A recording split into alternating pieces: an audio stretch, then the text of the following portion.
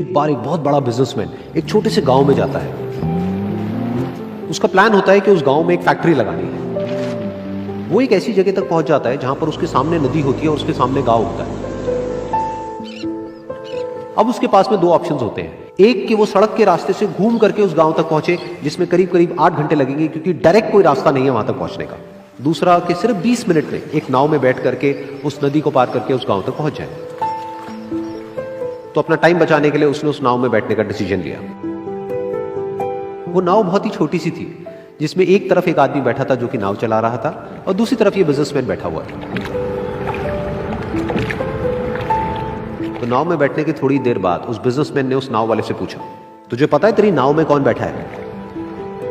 तो नाव वाले ने बड़े भोलेपन से कहा हाथ जोड़ करके, नहीं साहब मुझे नहीं पता आप कौन है। तो बिजनेसमैन बोला, अरे तू अखबार नहीं पढ़ता है क्या?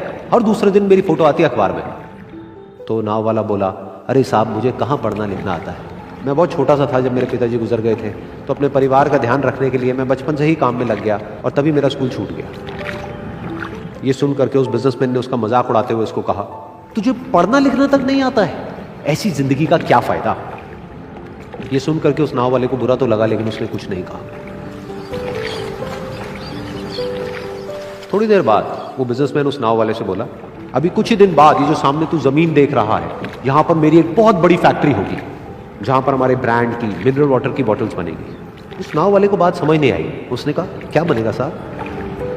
तो बिजनेसमैन थोड़ा सा इरिटेट होकर के बोला कि हमारे यहाँ पर पानी की बोतलें बनेंगी जो तेरे गांव में नहीं बिकेगी, लेकिन शहरों में बहुत बिकती है।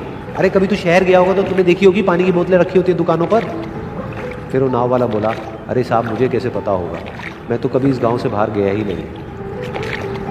फिर वो बिजनेसमैन उसके ऊपर हंसते हुए बोला, तू कभी इस गांव से बाहर तक नहीं गया, तुझे पता ही नहीं कि शहर क्या होता है? अरे ऐसी जिंदगी का क्या फायदा?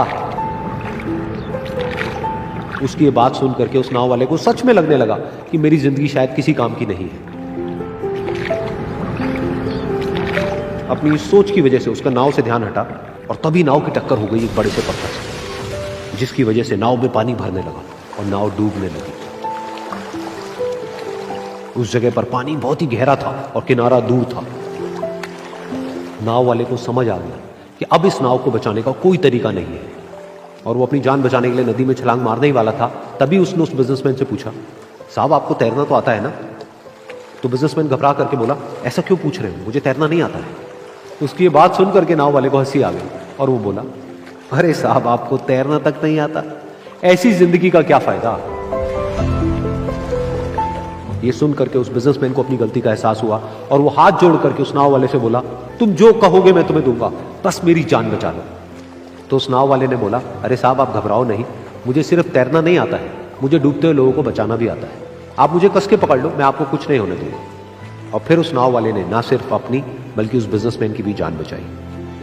तो इस कहानी से हम एक बहुत बड़ी सीख ले सकते हैं कि हमें जिंदगी में कभी भी किसी का भी मजाक नहीं उड़ाना चाहिए या उसको अपने से कम नहीं समझना चाहिए, क्योंकि हमें नहीं पता कि हमें कब, कहां, कैसे, किसकी जरूरत पड़ जाए।